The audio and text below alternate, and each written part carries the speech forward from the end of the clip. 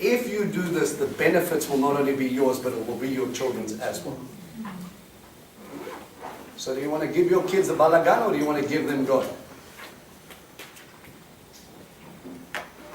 Do I want to bring my mess into my family? You guys have been around long enough. When you make a mess, who fixes it? Oh, you have to cry out to Abba, maybe if you know him. Otherwise, daddy, mommy, sister, brother, and everybody knows about it. And before you open up your eyes and you say, please don't tell anybody else, uncles, aunties, brothers, things, and they're all coming in and going, we can't believe you did that. Really? Really? And everybody's involved. Your sin affects everyone. Isn't that a nice comforting thing that I leave you with? No, it's my sin. It's only hurting me. No, it's not. One thing you will learn is that when you hurt, your parents hurt. Their frustration is because you don't listen, because you're going to hurt yourself.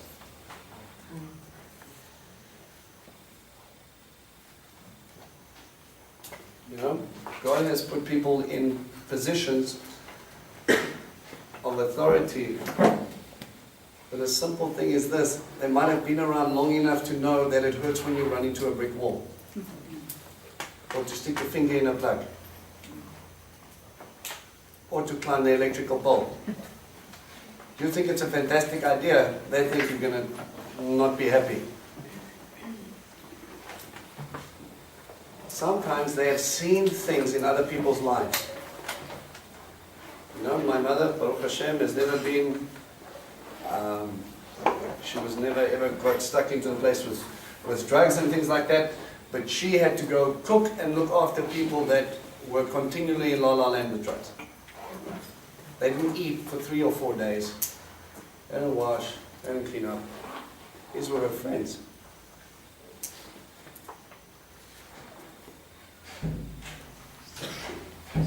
Overdosing, nice things to remember. You see, your sin hurts you, it will kill you. I don't know how many times, and no matter how innocent you want to make it be, or you want it to be, you will hurt you. And this is the entire problem. God is a God of life. He sees you where you are. He knows the mistakes you're going to make. And He also gives you, it's like correction even when you make the mistake. You're going to ask for a king, right? When you do, make sure it's this, this, and this, and then we can talk. But I never told you to ask for a king.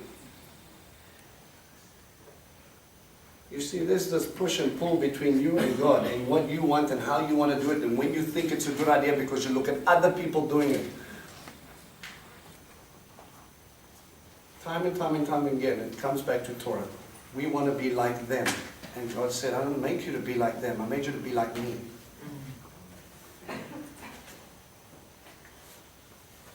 Again, why would you want evolution and questions and holes and hurts when you can have creation? Why would you not want to be a son or daughter of God? Why would you not want to have Him by your side every minute of every hour of every day? Why wouldn't you want Him to go out and look after your children?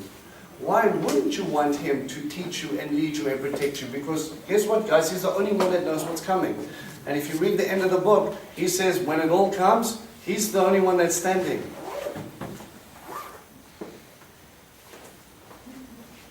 Why choose to be ordinary when you were made to be extraordinary? You were made for more.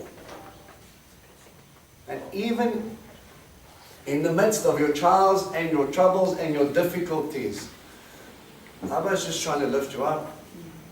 Say, I'm giving you my word, I'm convicting you about stuff you might be doing wrong. That's not a beat down, that's a you're better than this. Do me a favor. Next time your kids lose their marbles, instead of just shouting at them, tell them they're better than this. You were made for so much more than this. Look carefully at what you're choosing. God's plans are higher. Make sure we choose Him first. Amen? Amen. All right. Any questions, any thoughts? No, happiness. Great time.